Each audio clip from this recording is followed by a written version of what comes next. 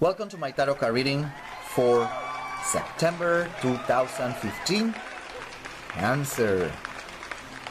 And this is Manu Tarot. Let's start immediately with your reading, my dear Cancer. We have Iku, we have Elegua, we have Ogun. Iku, death, the Green Reaper, is announcing the end of something. It could be something bad, it could be something good, doesn't matter. It's letting us know that something is going to come to an end. Okay? But Elegua, the one that closes and opens doors, is here. And it's letting us know that a door is going to close for you, my dear Cancer, but another door is going to be open for you. Okay? Keep that in mind. The tarot cards are saying that once that door is open and you walk into it, there's a lot of work. So if you were expecting that you will have to sit down and have the check coming from heaven without doing any efforts, then you're wrong. You have to work for it. Okay? That's more or less what the tarot cards are saying. Here we have the Tower, Aries, Scorpio, Mars, Capricorn. Okay? And then we have the Queen of Wands, Aries throne, Mars and the Sun. And what we're seeing here is what the tarot is saying is that something is going to take you by surprise, my dear Cancer. Or not necessarily by surprise, but something is going to shake you up, something is going to force you into action, into taking action. It could be that you have been foreseeing already this, and you're mentally prepared, but you haven't taken any action. Now life is going to force you to do something about it. The other way around is that you are clinging into something that you know that it's not worth it, but you still cling into it, and life is going to force you to detach from it any way or anyhow. Then that would be negative for you in your mind. Okay?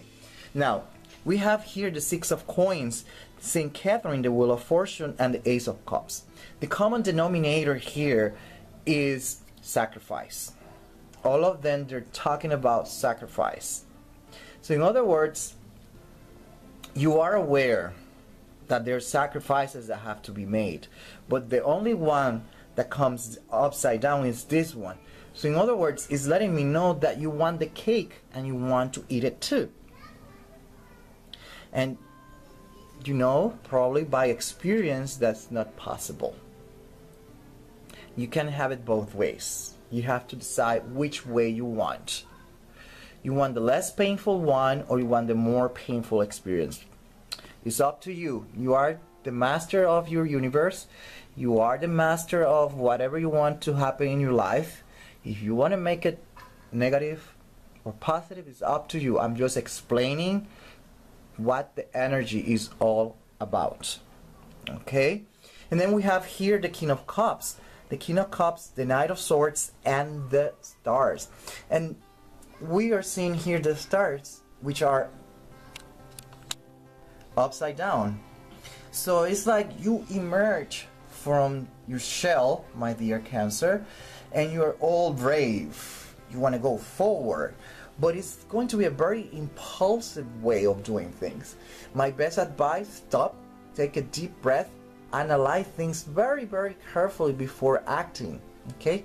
Count to 1 million if you have to count to 1 million before you take action, because you might switch something bad from something worse, or something worse from something bad, whichever way it is. But just first think carefully before acting.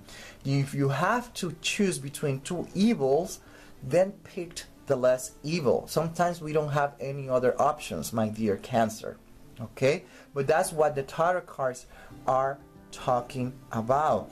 We are talking about being very impulsive, and we see that here with Aries and the Sun. There's going to be a lot of impulsiveness from your side, my dear Cancer. You're going to be pushed into action. You have to do something about it. You probably have been postponing it, like I have been saying, but now life hits you, slaps you right in the face, opens your eyes, and you're forced to do something about it. If you are aware of this dynamic and you have been smelling this, you have been sensing this outcome, then you're mentally prepared, you know what you have to do, and it's not going to be negative, it's going to be positive, even though it's going to be a little bit of work, and you probably are aware of that. But if you are in denial and you're still clinging to the past, something that is very customary in Cancer, if you're still clinging to the past, life is going to hit you, and it's going to hit you really, really, really strong and hard, because you are in denial. You don't want to open your eyes. You're just clinging to that. You don't want to change, and life is technically telling you it's time for changes. It's time to move on, and life is going to hit you really hard. You will be forced to do some sacrifices even though you're not willing to. And like I said, think before acting. And if you have to decide between two evils, pick the less evil one.